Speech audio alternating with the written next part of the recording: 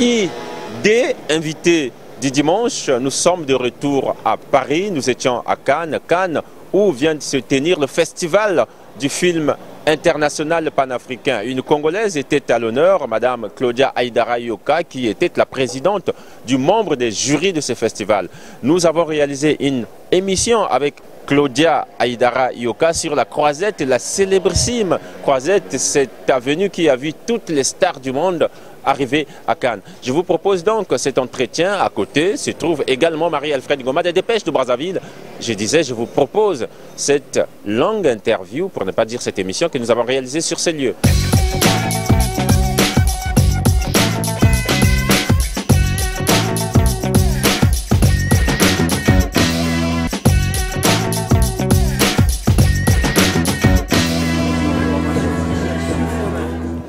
Invité du dimanche, mesdames, messieurs, bonjour, bonsoir. Bonjour, bonsoir, oui, nous aimons à le dire parce que cela dépend de l'endroit du monde d'où vous nous suivez. Nous sommes à Cannes, mais toutefois, il faut souligner que nous sommes en concurrence avec ce spectacle des avions. Ici à Cannes, Cannes ne dort jamais. Cannes, au-delà de sa culture cinématographique, reste la ville éminemment française, la plus culturelle. On va me contredire, tant mieux, je m'en moque. Nous avons la chance, parce que ça en a une, d'avoir à côté de nous Claudia Aïdara Yoka, présidente du Festival international panafricain du film panafricain. Voilà, comprenez, hein, moi, je tâtonne un peu, c'est pas grave, on est dans les aléas du direct, ça fait rire, hein. Non, on s'en fait pas trop. Voilà, elle est la présidente donc du Festival international du film panafricain ici à Cannes. Claudia, nous vous disons bonjour et d'ailleurs merci hein, d'avoir accepté de jouer le jeu, donner une réponse à nos questions. Et puis, de l'autre côté, vous avez Marie-Alfred Goma, qui est le correspondant des Dépêches de Brazzaville sur la place de Paris. Ce bruit fait partie de l'ambiance. Ne vous en faites pas trop. Claudia, tout de suite, pour gagner le temps c'est de l'argent, dit-on. Moi, la question qui me vient à l'esprit, tout de suite, présidente du membre du jury du Festival panafricain, du film panafricain, ici à Cannes, la première des choses, oui, votre réaction? Écoutez, c'est un grand honneur pour moi d'être là, d'autant que je suis là pour une édition anniversaire qui est la 15e édition du Festival international du film panafricain.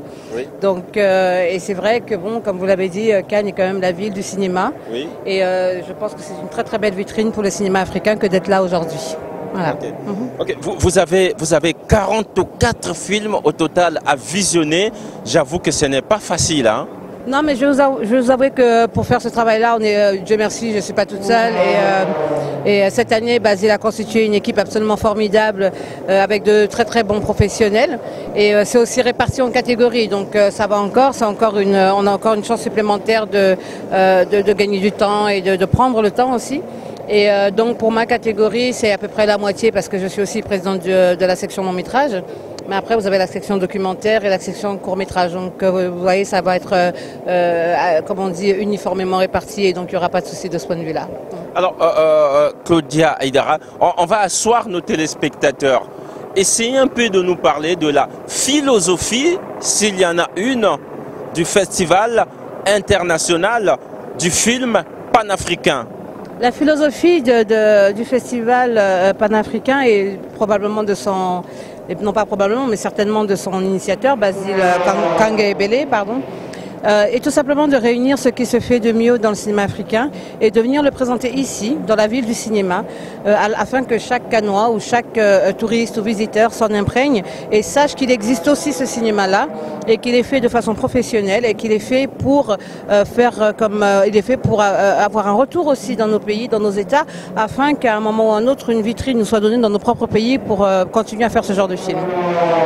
Je crois que vous savez comme moi que les Congolais, c'est des gens qui posent des questions, beaucoup de questions, et qui veulent comprendre avec beaucoup d'adresse, souvent avec moins d'adresse parfois. Bon, ils vont m'en vouloir, désolé, je suis celui qui sait dire la vérité. Ils m'ont tout de même posé cette question, pourtant je ne devrais pas l'amener ici. Pourquoi le festival, un festival du film africain, dans une autre ville que Cannes? Votre réaction? Je n'ai pas compris pourquoi un festival africain dans une autre ville que de Cannes.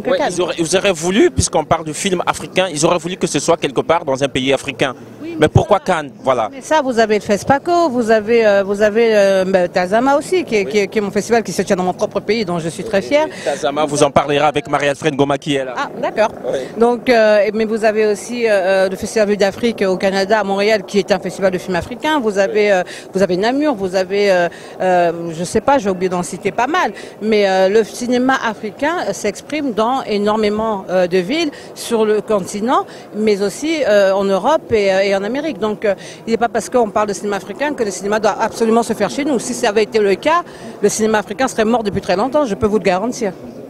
Okay. Si j'étais encore à la presse écrite, parce que j'avoue que j'ai commencé par là, j'aurais pu peut-être, par une façon d'écrire, intituler mon article « Une Congolaise à Cannes, au Festival africain », pour ne pas dire au Festival international du film africain à Cannes, Claudia Aïdara. Alors, c'est aussi une question de réseautage, finalement. Votre réaction? C'est peut-être une question de réseautage, mais c'est peut-être aussi une question de volonté, de détermination, parce que vous n'oubliez pas que nous sommes quand même un cinéma, le cinéma congolais est quand même un cinéma qui peine, oui. Malgré les talents qu'il peut y avoir, et il n'est pas le seul à peiner, je peux rassurer nos autorités, c'est pas une prise de position, c'est juste que notre cinéma peine. Et lorsque l'on sait qu'il peine, c'est vrai qu'il est très très gratifiant que l'on soit choisi pour présider un festival de cinéma, parce que ce qui se passe, c'est que vous pouvez arriver dans la salle ou vous rendre ici, comme vous avez pu le constater, et voir qu'il va y avoir pas mal de films d'autres pays, et peut-être pas du vôtre, mais vous preniez quand même cette option d'être là pour continuer à donner une fenêtre sur ce que vous êtes en mesure de faire et sur ce que vous pouvez faire. Alors, voilà, Marie-Alfred s'impatiente un peu, mais alors, non, désolé, Marie-Alfred va tenir le coup. Quelle est la problématique cinématographique au Congo-Brazzaville? Juste 2 mots. 2 mots, c'est pas possible. 2 mots. 3, sinon 4, si vous voulez. Parler d'une problématique et comme toute problématique, il faut un certain nombre de points pour pouvoir élucider deux, trois choses et avancer. Donc, je ne peux pas vous répondre en 2 mots. Je ne peux pas non plus vous répondre au milieu de la rue parce qu'il y a du monde. J'ajoute cette marge, 3-4 mots. Ah, c'est gentil, c'est des mots. Donc, on va procéder par mots. Voilà. On va dire formation. Oui. Moyens financiers. Oui. Détermination, ça revient souvent, oui. et volonté. Mais je vous laisse deviner quelle volonté. Je retiens une chose, détermination, parce que la détermination pour moi est le résumé de tout ou presque. Comme moi je ne suis pas avare des mots, qui plus est, pas du tout avare du micro, je passe mon micro à Marie-Alfred Goma qui a une série de questions à poser, oui, à notre présidente. Madame la Présidente, vraiment très honoré. Nous sommes à Cannes, comme Christian Martial Post vient de le dire. Mais nous revenons vers le Congo.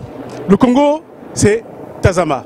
Tazama, aujourd'hui, je pense que c'est votre vitrine, c'est notre vitrine, c'est la vitrine africaine. Aujourd'hui, comment se porte le festival Tazama? Surtout que vous mettez en avant les femmes. À chaque fois que, ici à Cannes, j'en ai parlé, ils ont dit « Ah, la Présidente fait beaucoup de travail pour les femmes. » Tazama. Mais c'est très gentil. Et puis Tazama, comme vous dites, est devenu une vitrine assez importante en très peu de temps. Et ça, il faut rendre, comme on dit, gloire à Dieu. Hein, et ça ne peut pas se faire autrement. Et Tazama, on est à sa 4e édition qui a eu lieu à Paris donc, au mois d'octobre dernier. Et c'est vrai, vous avez raison sur un point, Tazama est ce festival qui a cette particularité de défendre une cause.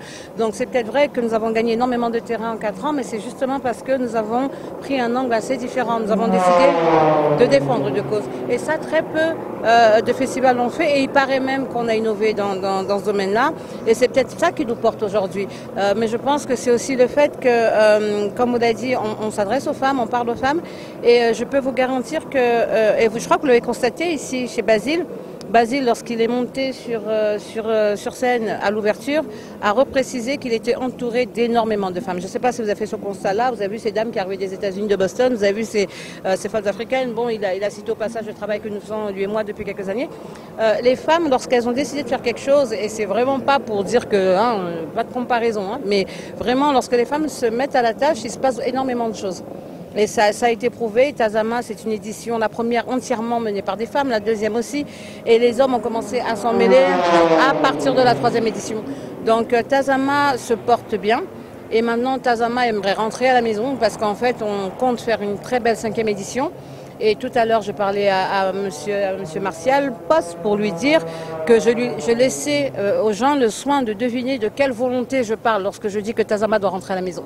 Et je vous dis la même chose. Oui, parmi les mots que vous avez retenus tout à l'heure à la question de Christian Martial Posse, c'est pas pour revenir sur ces questions, mais j'ai retenu la formation. Justement, vous parlez des femmes. La femme, c'est la transmission. Alors, au niveau de Tazama, comment vous assurez la transmission pour que nos jeunes puissent se saisir de l'entrepreneuriat au niveau des œuvres cinématographiques? Mais Tazama, à chaque édition, offre une semaine de formation. Vous me direz que c'est un bel effort, mais que ça reste court. Vous êtes d'accord avec moi qu'en une semaine, on peut apprendre des choses, bien sûr, sinon on n'organiserait pas ces formations-là. Mais on ne peut qu'amorcer. Et après, s'il s'agit d'aller plus loin et de développer ce que nous souhaitons faire, oui, nous aimerions pouvoir former des gens sur 3 mois, 6 mois. Après, vous avez énormément d'autodidactes dans le domaine du cinéma Congo-Brazzaville et beaucoup à Pointe-Noire en ce moment. Et c'est très très beau parce qu'il se passe des choses absolument incroyables. Et je crois que nous avons même un réalisateur congolais de Pointe-Noire qui a développé à lui seul son propre système de distribution et qui fonctionne. Ce garçon aujourd'hui est en mesure de faire ses films, de les écrire, de les produire, de les réaliser et de les vendre. Donc ça veut dire que le système est possible. Après, s'il n'a pas été poussé pour une raison ou pour une autre, c'est pas grave. Mais je pense qu'à un moment donné, nous gagnerons tous à se mettre ensemble, à faire les choses ensemble. Et ce sont des jeunes qui le font. Donc c'est aussi la preuve qu'il y a des jeunes qui pensent à autre chose qu'à des choses très bêtes que je ne citerai pas ici. Oui, des choses très belles. Très bêtes, pardon. Ok, bon, très bien. Madame la Présidente, avant que Christian Martial Posse puisse conclure, parce que le temps est imparti, je ne m'empêcherai pas de vous poser la question sur l'arrivée du groupe Canal+, qui va faire une salle à Brazzaville. Ça a été signé le 17 avril dernier, pour une salle de 298 places et en faisant aussi une place pour les handicapés, accès handicapés. Quelle est votre réaction là-dessus ? Sur le handicap, je dis félicitations parce que vous savez que j'ai fait un film sur le handicap qui a beaucoup tourné, qui m'a beaucoup aidé d'ailleurs dans ma carrière. Maintenant, sur l'arrivée d'une salle Canal+ au Congo-Brazzaville, c'est très bien. Mais excusez-moi encore, moi vous avez dit que vous avez un franc-parler pas possible, je pense que j'ai à peu près le même, donc parfois j'essaie de me contenir. Mais je vais dire une chose qui est importante, ces salles projetteront quoi? Moi je veux bien qu'on m'emmène 10 000 salles, une salle ou 3 salles chez moi. Ça reste du business, vous comprenez, ces gens font du business et est-ce que ça va ouvrir les portes au cinéma africain? Parce que si c'est pour ouvrir les portes au cinéma africain, ils ont développé une chaîne comme A+, qui rachète des films, qui en produit, et c'est déjà très bien. Maintenant la salle, est-ce qu'on sera nous en mesure d'en profiter, nous Congolais? Est-ce que ça va aider à la production? Est-ce que ça va aider? Voilà. Donc, Merci beaucoup Madame la Présidente, mais c'est à Christian Martial Posse de conclure. Cher ami. Oui. Mais je ne vais pas conclure, tout simplement parce que durant notre séjour ici, nous avons réalisé une série d'interviews pendant que nous nous dirigeons vers Miramar, l'espace Miramar, où se tiennent beaucoup d'activités, comprenez mon insistance, du festival. Je fais voir, sinon je fais profiter à nos téléspectateurs cette série des interviews, réalisateurs, membres du jury, et vous-même y compris d'ailleurs, pendant les différentes interventions que vous avez eues à accorder, sinon à faire entendre dans les salles ou hors salles, et puis le reste, tout ce qui s'ensuit, voici ce ramassis que je vous propose, et nous allons continuer à marcher. Comme ça, je vais conclure quand nous allons arriver là-bas, à la salle, l'espace Miramar.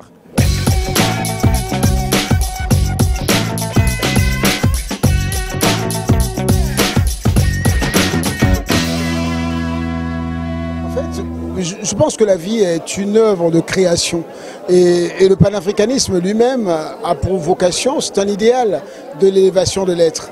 Si j'apporte quelque chose à la vie, j'élève la vie, je donne la possibilité à quelqu'un de se lever, de se réaliser, je me réalise aussi par la même occasion.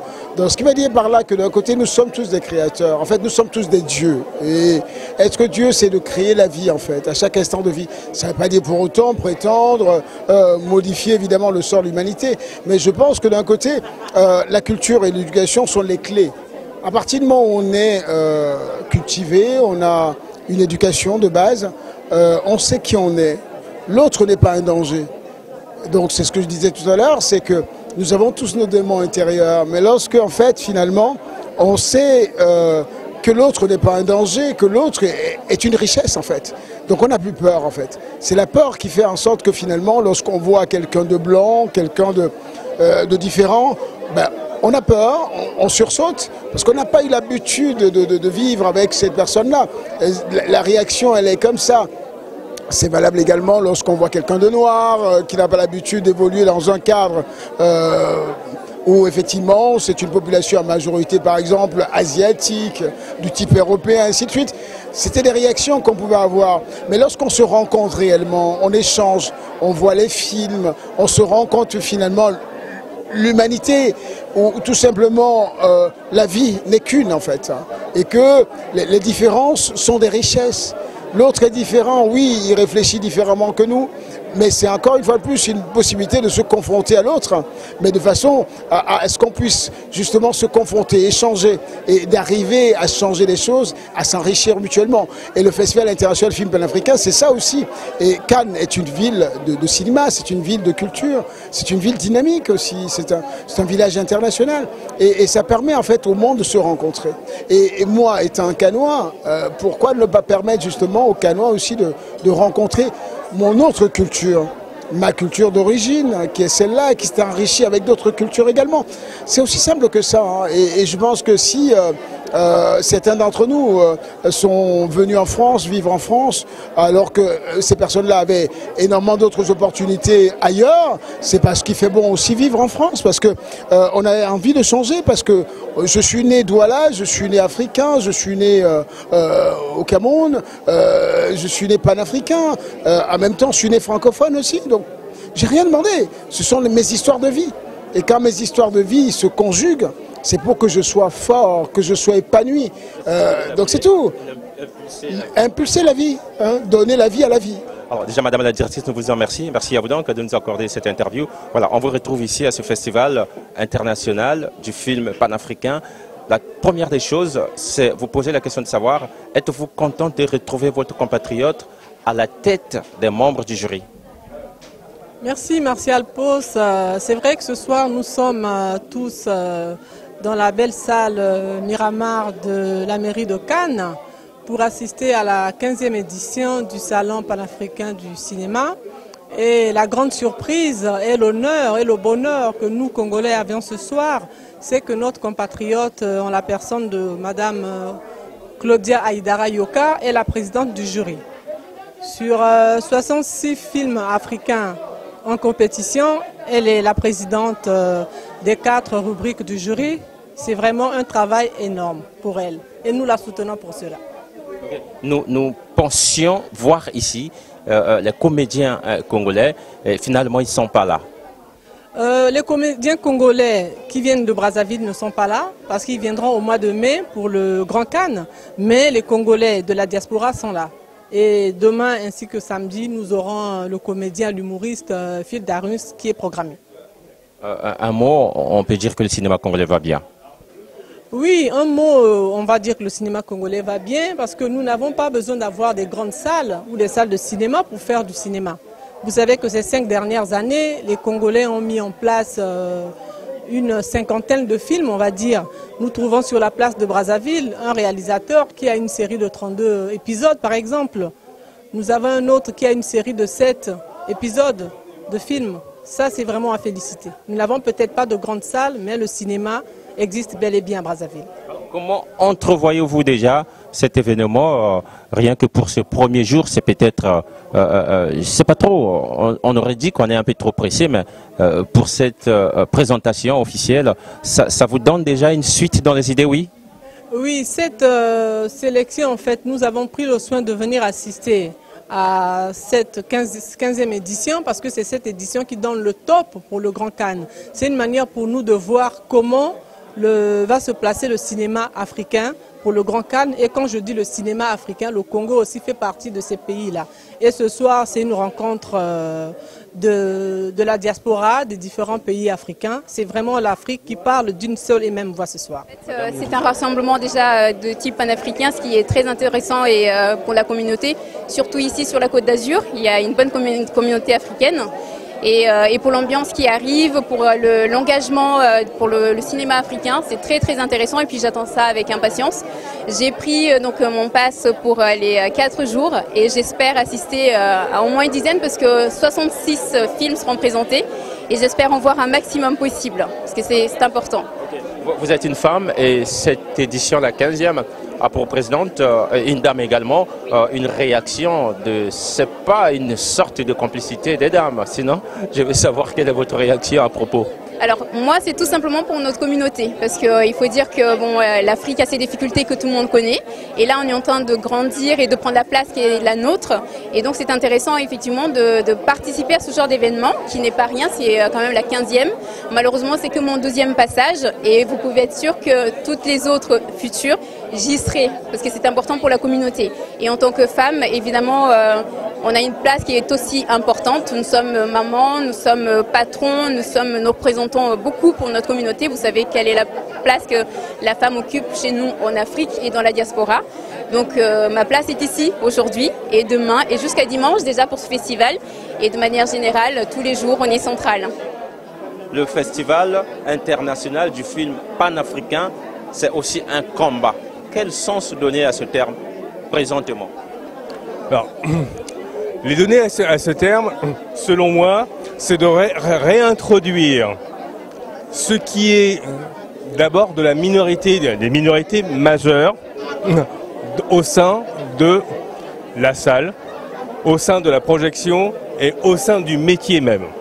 Alors, quand je dis métier, c'est que aujourd'hui, on constate encore que nous n'avons pas suffisamment de circuits de distribution.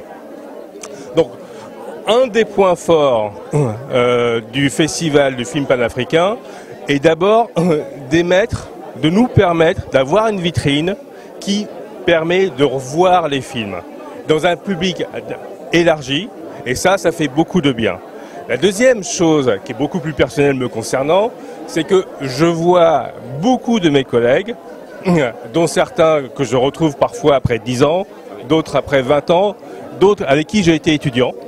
Et comme nos vies ont fait que chacun a eu ses expériences, chacun a eu ses sujets à traiter, chacun a eu sa pensée à fabriquer, c'est toujours très agréable. C'est vraiment avec un grand plaisir, pour ce qui me concerne, que je viens ici échanger et construire encore de la pensée commune avec mes amis. Et lorsqu'on en parle de panafricanisme, c'est pas seulement de montrer nos films, c'est aussi de combattre pour que nos films et notre travail soient acceptés.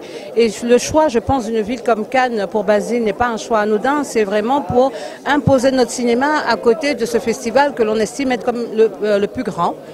Festival international où très peu de films africains arrivent à passer, comme on dit, à travers les mailles du filet. Donc finalement, ce festival est un très bel hommage au cinéma africain, mais nos us et nos coutumes, nous les connaissons, et c'est plutôt pour les montrer ou les proposer aux autres que nous sommes là. Vous avez dit combat. C'est un combat. Le cinéma africain, de façon générale, reste un combat. Dans la mesure où, tant qu'il ne bénéficiera pas de soutien des États et de beaucoup d'autres organismes, il continuera d'être un combat, parce que si vous faites un film dans la difficulté, c'est que vous menez un combat. Para nós, a importância est de ver que... Pour nous, il est important de faire savoir qu'il existe un lieu où on peut exhiber les productions cinématographiques africaines.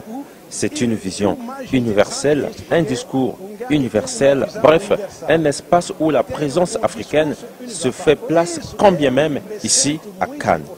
Moi, je sais déjà que vous avez l'habitude de venir souvent à ce festival. La première des choses, cette édition, comment l'entrevoyez-vous déjà? Avec une grande diversité, l'ouverture de ce soir en est une preuve en fait. On a de nombreux pays, on a de nombreux continents, outre-Manche, outre-continent, et ça présume justement du travail que Basile fait pour répertorier les différents films, les différents documentaires auxquels nous allons avoir à juger justement pour cette édition. Justement, je reprends moi aussi, 66 films, je pense que c'est trop. Non, c'est jamais trop parce que ça permet justement de découvrir en une semaine, en plusieurs jours en fait, ce travail qui est fait et qui est trop souvent passé sous silence. Donc 66 films, ce n'est pas trop quand on est justement curieux de savoir ce qui se fait. Et le cinéma bouge beaucoup actuellement, énormément avec de jeunes réalisateurs, de moins jeunes. Et la partie documentaire pour laquelle je fais partie du jury justement est très intéressante aujourd'hui parce qu'on est dans une ère où il y a des revendications, où les gens ne connaissent pas le pourquoi. Une nouvelle génération qui a été coupée de ses racines et les documentaires de ces réalisateurs permettent d'aller à la recherche des racines en fait. Et que ce soit des films qui intègrent cette partie documentaire ou de simples documentaires permet de montrer au monde entier en fait que le panafricanisme existe, en dépit de ce qu'on peut penser quand on regarde les informations avec certaines tribus qui se tapent les unes sur les autres en fait, et que le cinéma, et c'est par la culture en fait, qu'on se rend compte que l'humanité ne forme qu'une. Et la culture est essentielle, que ce soit les films, parce que quand on fait un film, on va puiser dans cette culture, on va puiser dans les racines, dans les maîtres qui ont déjà réalisé le cinéma, parce qu'on ne part pas sur un terrain vierge. Ce qui est vierge, c'est la mémoire. Il faut retrouver cette mémoire et pour ça ce festival panafricain permet justement de connaître son passé, de connaître son présent, de retrouver la mémoire et de faire le lien entre les peuples. La culture est essentielle à ce niveau-là. Je ne sais pas si cela s'est déjà produit ou si cela avait déjà été fait. Sinon, je dirais, pour une fois, une femme à la tête de cette équipe, votre équipe, les membres du jury. Votre réaction, bien sûr, en tant que femme, et puis vous êtes celle qui tient entre les mains Black Beau, la beauté, voilà, Beauty Magazine. Ah oui, Black Beauty Magazine. Vous avez avalé le T&I. Exactement. Alors, pour répondre sur Black Beauty Magazine, j'insiste, la beauté de la femme noire, la beauté de la femme africaine, mais au-delà de cette beauté physique, c'est la beauté du continent en fait et de sa diaspora. Ça veut dire qu'on a aussi une grande part pour véhiculer la culture, pour véhiculer les talents de cette communauté et du continent. Là, je reviens du Mali, j'étais soufflée en fait.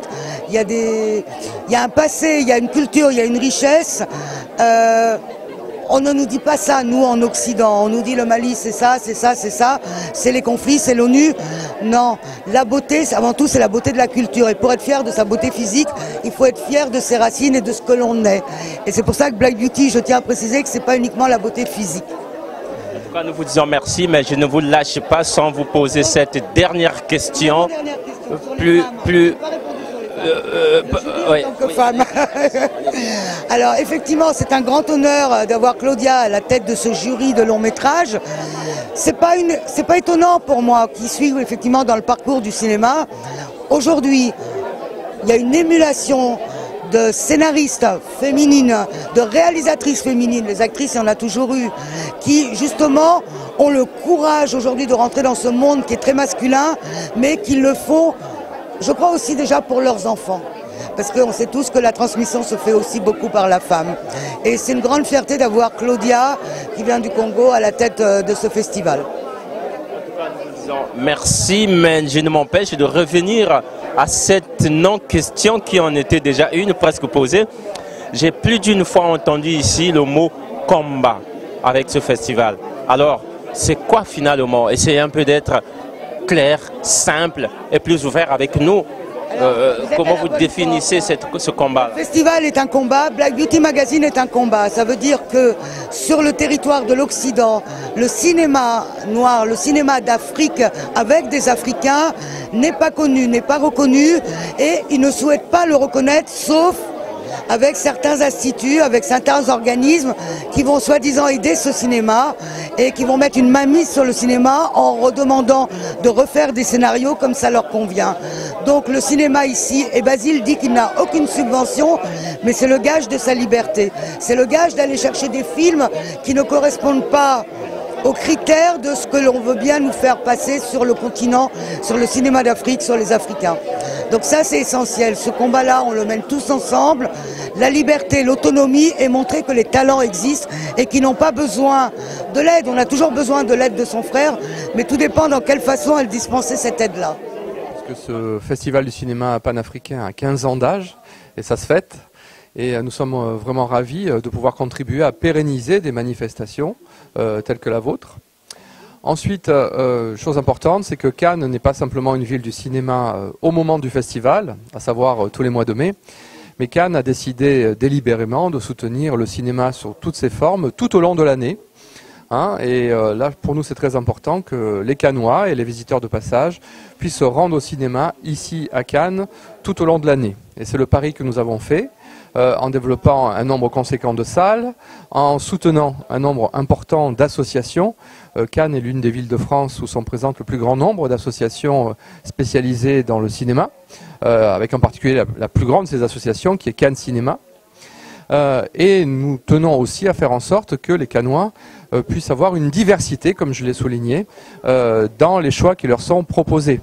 Pas simplement du cinéma européen, mais du cinéma de tous les continents de ce monde, car Cannes est un village peut-être, mais c'est un village mondial, tourné vers le monde, fier de ses racines, mais également tourné vers le monde. L'Afrique nous tient particulièrement à cœur. Elle est souvent bien représentée dans le grand festival international du film, mais nous tenions à soutenir votre initiative parce que elle met l'accent sur ce continent qui est parfois ou souvent oublié, qui pourtant recèle de très grandes richesses, comme votre festival peut l'attester. Je souhaite bonne chance aux organisateurs en espérant que ce festival puisse durer encore longtemps. Je sais qu'il s'appuie notamment sur le soutien aux entrepreneurs, aux initiatives locales. Et ça, c'est vraiment quelque chose d'important, de pouvoir avoir un soutien direct à ceux qui entreprennent en Afrique. L'Afrique, c'est le continent de demain, où toutes les énergies sont en train de se concentrer pour promouvoir une nouvelle croissance économique qui fera de l'Afrique, nous l'espérons tous, un continent prospère. Nous avons suivi le président qui a laissé entendre que voilà, et la relève arrive, il y a une classe, une nouvelle génération qui arrive. Apparemment, la nouvelle génération, c'est vous. Vous prenez déjà pied avec ce festival, très africain d'ailleurs, oui, ici à Cannes, avec tout ce qui s'ensuit, le reste des Cannes également. La première question qui me vient à l'esprit, comment réagissez-vous après cette ou presque annonce qui est une passe, ce qu'on appellerait une sorte de relais? Une sorte de relais, c'est un bien grand mot, mais je pense qu'à notre simple échelle, on peut apporter notre petite pierre à l'édifice en soutenant le festival, en apportant chacun notre professionnalisme et notre énergie, chacun dans le domaine de prédilection. Et puis ce qui est superbe, c'est qu'il y a une vraie émulation, c'est-à-dire qu'on sent qu'il y a une vraie énergie, c'est célébrer le panafricanisme, et puis c'est également être ensemble sur un projet commun qu'on porte et qu'on essaye de porter au firmament. Donc non, c'est une super bonne initiative de... J'entends la simplicité dans vos réponses, simple, c'est pas... simple, ceci, on apporte tout ce que vous avez dit là et voilà que je retiens pas. Et cette simplicité annonce déjà que voilà, et c'est aussi une marque de fidélité qui commence. Oui, c'est une marque de fidélité parce que c'est un festival qui crée ses lettres de noblesse au fur et à mesure du temps, qui s'est installé. On est sur la 15e édition, c'est une édition anniversaire. Et puis c'est également un festival qui a une vraie âme familiale. C'est-à-dire que quand on vient ici, ce sont des amis. Au-delà du professionnel et du rayonnement professionnel et pro qu'a l'événement, on revient voir des amis. Et on porte tous ce projet tous ensemble avec cette même envie de célébrer le cinéma africain dans toute sa splendeur. Et ça, c'est quelque chose d'unique. Et je pense qu'en plus, on est leader sur ce segment-là. C'est-à-dire qu'il n'y a pas, pour moi, de festival de cette envergure auquel on pourrait se comparer. Donc c'est une super bonne chose. Je vais donc me placer au milieu. Voilà, je te dis déjà merci. Et là, alors, moi, je me dis que finalement, on s'inscrit et dans le temps. Ah oui, bien sûr, bien sûr. Et je trouve aussi, nous apportons un élément de jeunesse, mais en même temps nous avons l'occasion, avec le fait que je viens du Canada, de pouvoir aussi atteindre les Anglais et les Nord-Américains pour les inviter à nous joindre aussi au festival. De façon, ça leur introduit au monde à Cannes, ça leur permet de vraiment découvrir un autre monde comparé à leur actualité en fait. Je trouve que la jeunesse, en allant de l'avant, en utilisant nos ressources, nous pouvons vraiment on peut atteindre un vraiment large public et une très grande audience. Oui. Atteindre large public, d'autant plus que vous-même vous venez du Canada. Oui, panafricain, c'est aussi, il y a aussi une certaine pluralité là-dedans. Est-ce que du Canada, vous venez avec quelque chose dans nos peuples atypiques, pour ne pas dire dans nos peuples canadiens, dans cette édition? Je trouve, dans cette édition même, je viens surtout pour, comme support pour l'équipe du festival du FIFP. Mais je trouve, dans l'avenir, il y aura plutôt un élément, une expérience canadienne qui est plutôt unique. Oui. Comparé aux Américains, comparé aux Européens, que nous pouvons apporter au festival, c'est-à-dire le panafricanisme au Canada est un peu différent. Déjà, le climat est très différent, l'adaptation au Canada est très différente.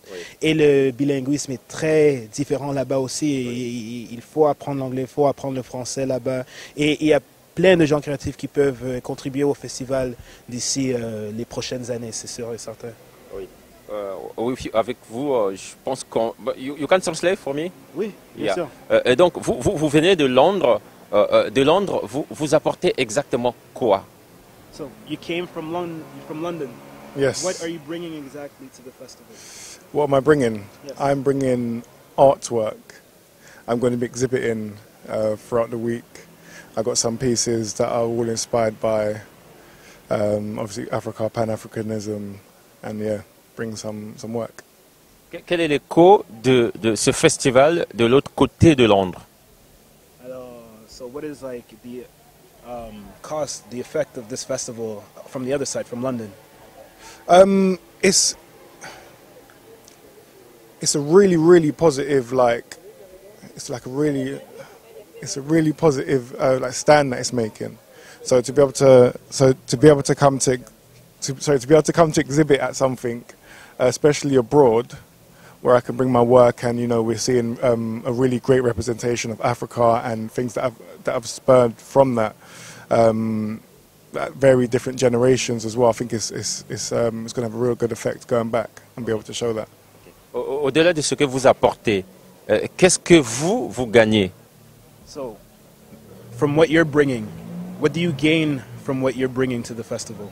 How do you mean, sorry? What is the advantage for you to be here and bring your artwork to the festival? What is the gain from it? Okay, cool. Yeah, it's I think one gain is definitely the exposure that it's getting. Cannes is a great city. It's got a great history, and especially with the festival, is it 15 years this year? 15 years. So it's built up a really good reputation. So as an artist, to be able to have something like that, like on my CV, to say that my work's been included in that or even associated with it, is it's a big deal. Alors, c'est pas fini. Vous venez plutôt de suivre la conclusion. C'était à Cannes, mais nous sommes revenus à Paris, comme je l'ai dit au départ. Voici donc cet entretien que Freddy Mizele a eu à faire, sinon à avoir avec l'auteur congolais Maître Domesto, qui vient de mettre sur la place publique cet ouvrage. J'ai dit Maître Domesto alors que je devais dire autre chose, mais je préfère l'appeler par ce nom parce que c'est justement par ce nom que vous le connaissez, ou grâce à ce nom que vous le connaissez.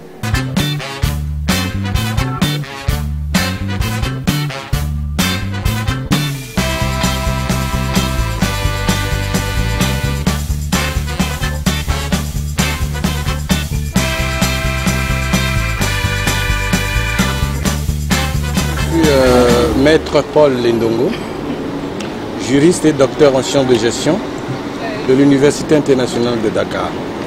À Paris, je suis venu faire la promotion de mon ouvrage intitulé Bilan et perspectives de la gestion des affaires portées devant la CCGA, de l'installation jusqu'en 2017.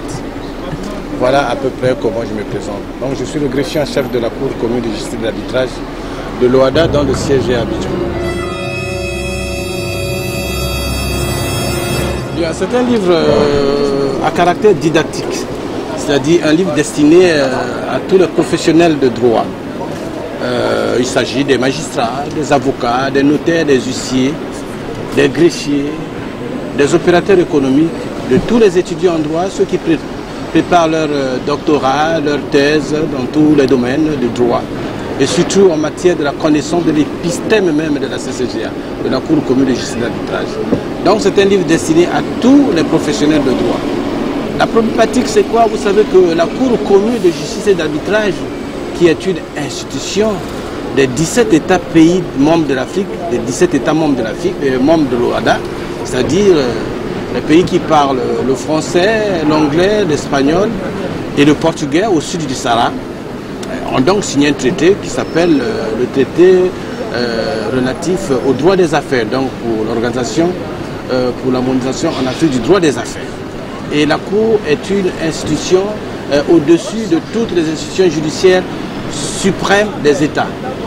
Alors, beaucoup d'acteurs se posent la question, la Cour est lente dans le prononcé des décisions, la Cour rend des décisions toujours au détriment des États, la Cour est ceci, cela.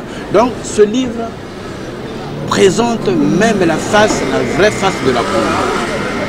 Et par les statistiques, des décisions rendues en matière contentieuse, des avis consultatifs et de toute la procédure arbitrale, donc des sentences arbitrales administrées par la CCJ à la Cour.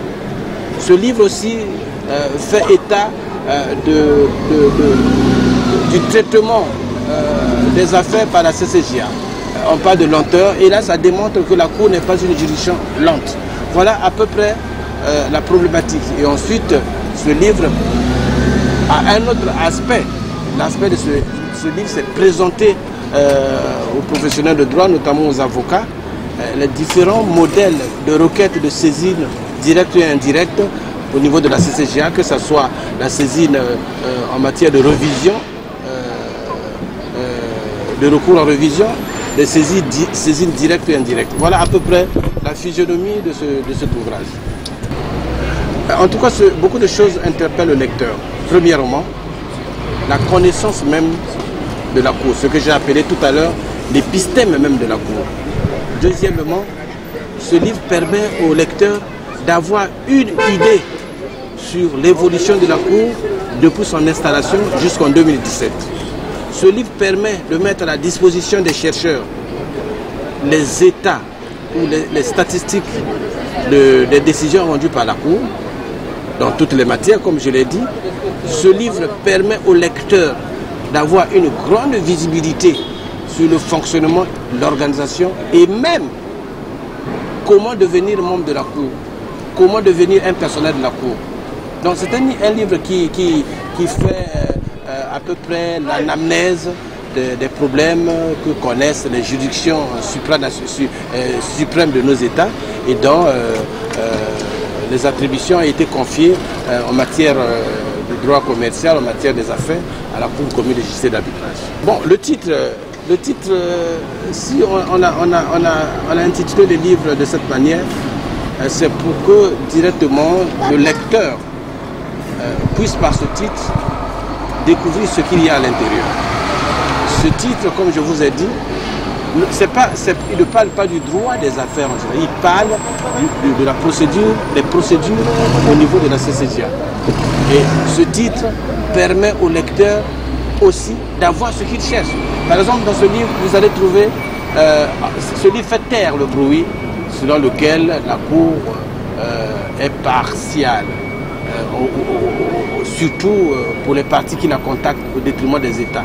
Ici, vous allez trouver des décisions où les États membres partis au procès ont gagné le procès. Et vous trouverez aussi les statistiques où ils ont perdu, où les États ont perdu.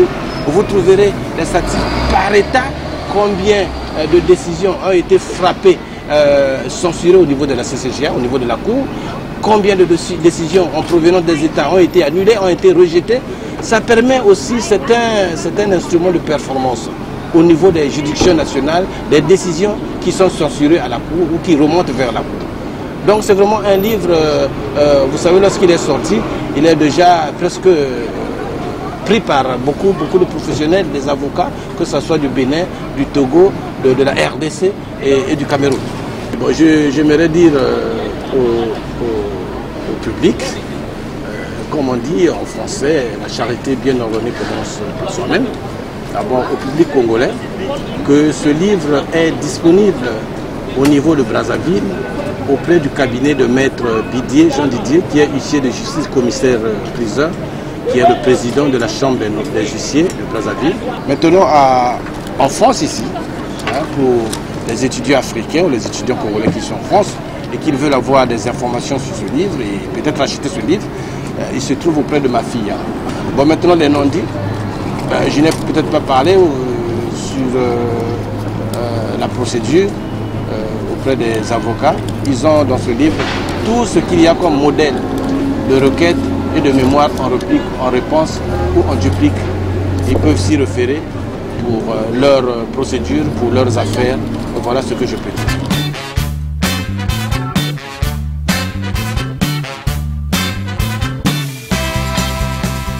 Invité du dimanche, nous vous disons une fois de plus merci. Merci à vous, oui, qui nous suivez un peu partout dans le monde.